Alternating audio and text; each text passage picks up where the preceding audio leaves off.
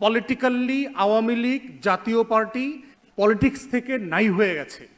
যেই সূত্র বলুক, যত চেষ্টা করাও হোক, আওয়ামী লীগ জাতীয় পার্টি আর পলিটিক্সে ফিরে আসতে পারবে না। এটা সিম্পলি বাংলাদেশের মানুষ যত বেশি সরকারি দলের উপরে হতাশ হচ্ছে, বিরোধী দলের উপরও কিন্তু তারা হতাশ হচ্ছে। তাহলে এই 3,76,00,000 ভিতরে 2 কোটি মানুষ কিন্তু নতুন বন্দোবস্তের পক্ষে ভোট দিয়েছে।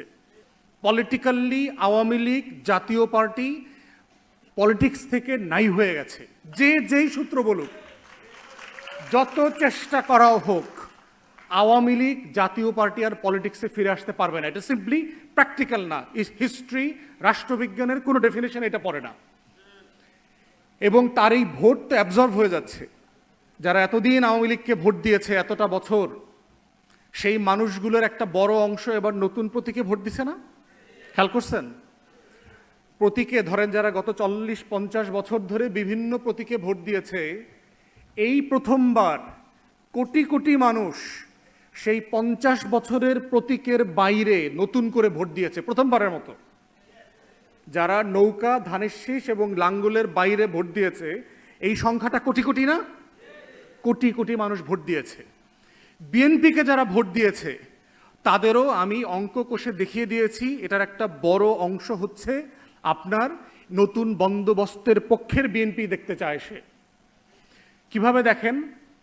প্রায় 5 কোটি মানুষ, 4,80,00,000 মতো মানুষ হচ্ছে হ্যাঁ ভোট দিয়েছে। 70% গণভোটে হ্যাঁ দিয়েছে না? প্রায় 5 কোটি।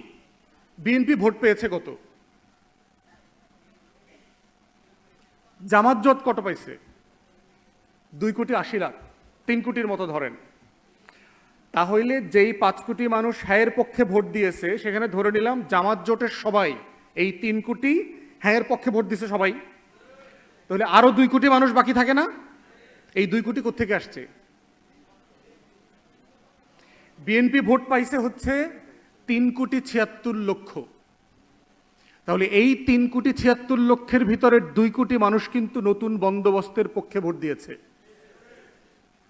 তাহলে আজকের বিএনপি যে রাজনীতি করতেছে, এই রাজনীতি যদি সে চলমান রাখে, এই 2 কোটি মানুষ কি আগামী দিনে বিএনপিকে ভোট দেবে? অঙ্কটা পরিষ্কার না? একদম মানে এটা পিওর অঙ্ক। এখানে কোনো দর্শন ষড়যন্ত্র তত্ত্ব এত কিছুর দরকার নাই। তাহলে বাংলাদেশের ইতিহাসে কখনো এত বিশাল রাজনৈতিক শূন্যতা আমাদের দৃষ্টিতে কখনো আসে নাই। আমরা যারা 50 বছরের রাজনীতি দেখেন, আপনি যখনই মানুষ বিএনপিকে ভোট দিয়েছে অথবা বিএনপির প্রতি বিরক্ত, আগামীবার বিএনপির প্রতি বিরক্ত হয়ে কাকে ভোট দেবে সেইটা কি মানুষ জানতো না? জানতো কি না? কাকে ভোট দিবে? আওয়ামী লীগকে ভোট দিবে।